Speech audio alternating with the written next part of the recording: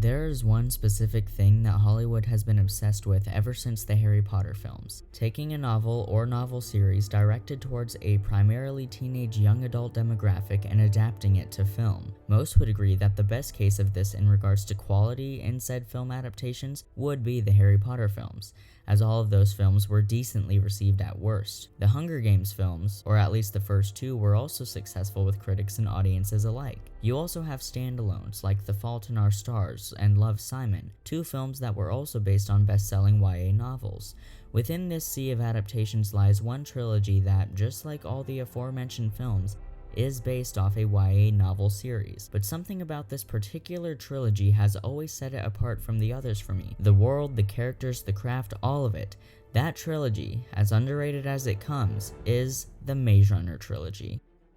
This is the first installment in my new segment, Recollection, in which I look back on a series which I individually reviewed each film for and examined the story, the characters, and their arcs in all of the films of the series. In this case, a 9-episode season, one part for each act of each film. I will not be analyzing all 3 films in one video. This is simply part 1 of the first installment, so I will only be analyzing the first act of the first film today. Also, this video contains major spoilers for the first act of the Maze Runner, so please be sure to see it before watching this, as watching it without having seen the film will destroy any significance this video might present to you. Without further ado, let's start with the film that started it all, The Maze Runner. The film is set in a giant ever-changing maze that at its center contains a large square habitat known as the Glade, which is inhabited by a large group of teenage boys, or the Gladers. Essentially, every month, the elevator known as the box, which lies in the center of the Glade, sends up fresh supplies and a new person with it. None of the characters can remember anything about their past or their life before the maze when they arrive, and only remember their name a couple days later. The Glade has one entrance into the maze, which opens early in the morning and closes in the late afternoon. The Gladers have established order over time, with each person having a select job or task, but a very select few are chosen to be runners, and every morning the runners run the maze, mapping it, memorizing it, and trying to find a way out. They must return before the doors to the maze close, or else they will be stuck out there for the night, and no one has ever survived a night in the maze. At the beginning of the film, we are introduced to the protagonist Thomas, whose basic arc in the film is going from a scared, unsure character to a strong and determined one who will stop at nothing to save everyone he can. In the first act, Thomas is presented as a very confused and curious individual, constantly asking questions and focusing on nothing else. The first character Thomas meets is Gally, who, aside from the threats within the maze, is the main antagonist of the film. He is immediately established as a dislikable person, as he grabs Thomas by the shirt and throws him down on the ground in the group of Gladers, first thing after arriving in the box. Notice how Thomas's first reaction to an overpowering situation is to run away from it.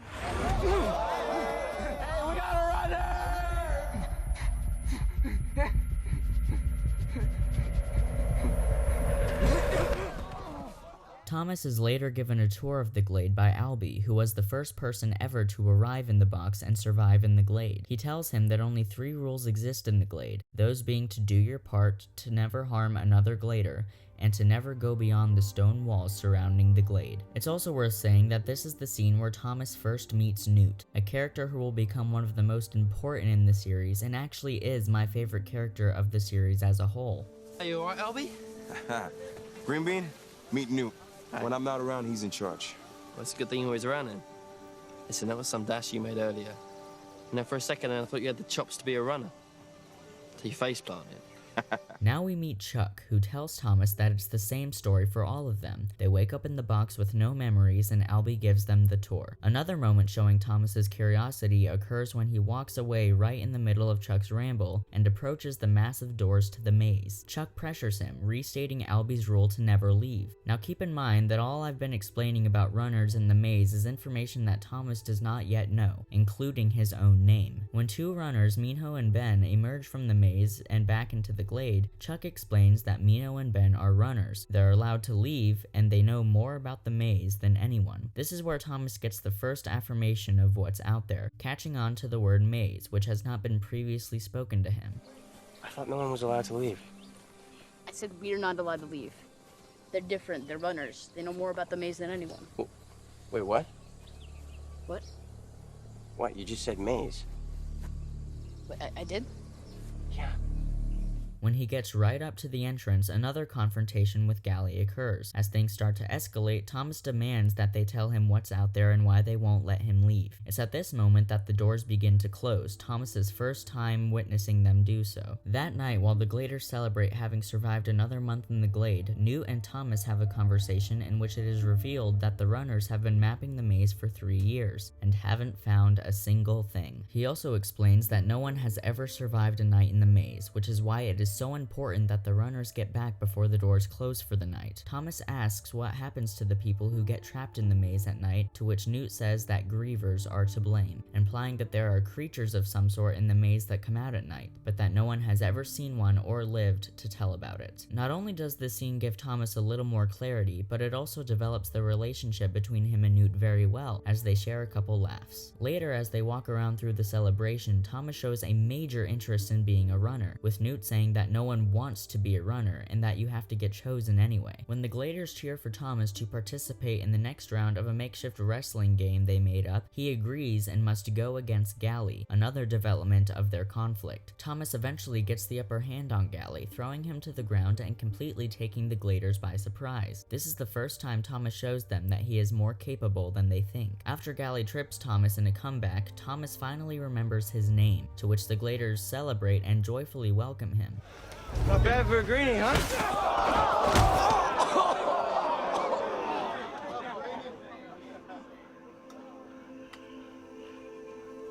Thomas. Thomas. Hey!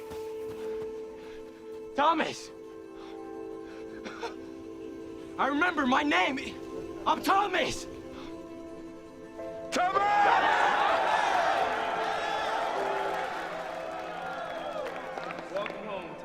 This is the first time Thomas begins to see the Gladers as friends rather than enemies. Later, while Thomas sleeps, he has what he thinks is a strange dream, where he sees people who appear to be doctors of some sort, and hears a voice telling him that everything is going to change. The next morning, Albie wakes Thomas very early, walking him to the wall right beside the entrance to the maze. He tells Thomas how they've had dark days and lost people due to fear and panic, but that they've established order and that Thomas is one of them now. To signify this, Thomas carves his name into the wall among all the others. In the following scene, it is established in a conversation between Thomas and Newt that all the ideas of ways to get out of the maze have been tried and failed. Has anyone tried climbing to the top? Tried it. The ivy doesn't go all the way to the top. And besides, where are you going to go from there? Yeah, well, what about the box? You know, next time it comes up, you just No, we jump tried in. that. The box won't go back down with someone in it. Okay, well, what if we... No, we tried it, all right? Twice. All right, trust me. Anything that you think of, we've already tried. The only way out here is through the maze. When Thomas goes into the woods to get more fertilizer for the garden, he is attacked by Ben, the runner from earlier, who screams that he saw Thomas and that this is all his fault. Later, it is shown that Ben was stung, which is what the grievers do to you. Everyone is extremely puzzled by this, as grievers have always been known to only come out at night. Albie instructs the Gladers to put Ben in the pit, which is their own makeshift prison of sorts. Later, when Albie questions Thomas, Thomas tells him that Ben said he saw him and that this was all his fault. Albie tells Thomas that Ben is dangerous and that the infection is spreading. Next, we get what is arguably the darkest scene in the film, the banishing. All the Gladers gather around the entrance to the maze with giant poles around the time when the doors are about to close, putting Ben in the middle of the group and forcing him into the maze as the doors are closing, ensuring he cannot escape, leaving him to die in the maze that night. After the deed is done, take note how Albie says that he belongs to the maze now. That night, we get another moment which builds the tension of what Thomas will eventually encounter in the maze, when he asks Chuck if Ben might make it, to which Chuck reiterates no one survives a night in the maze. We get another dream where we hear more clues. A woman's voice can be heard saying wicked is good, and don't make it easy on them. That morning, Thomas wakes to see Albie, who is not a runner, going into the maze right when the walls open. Later, Newt explains that Albie was the first person to ever be sent into the Glade, meaning that he spent an entire month in the Glade alone. Right, it's like you've heard, yeah? Every month, the box sends up a new arrival. Someone had to be first, right? Someone had to have spent a whole month in the Glade alone. And that was Albie.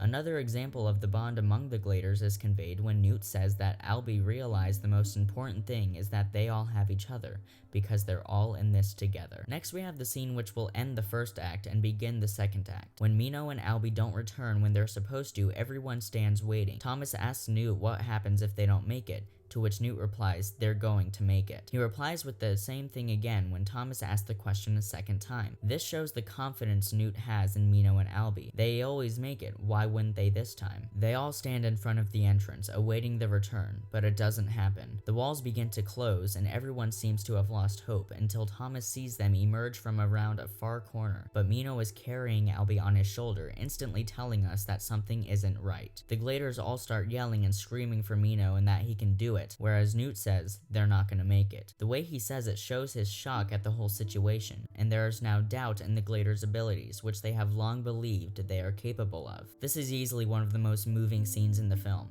I can't really describe it in words, so I'm just going to let you see it yourself.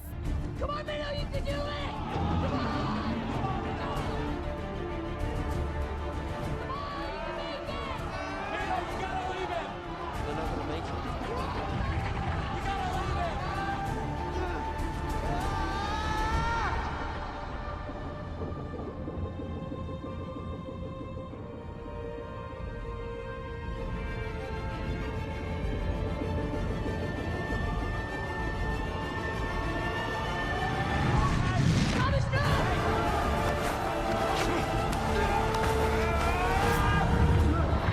This is the moment when the second act of the film begins, and Thomas takes the first major leap. Despite all of the warnings and descriptions of how no one will survive the maze when trapped, and even hearing a griever roar, Thomas still ran into the maze as the walls were closing. Not sure of how that would help Mino and Albie, but with a strong enough will to do such a thing to help them in some way, and that alone is extraordinary.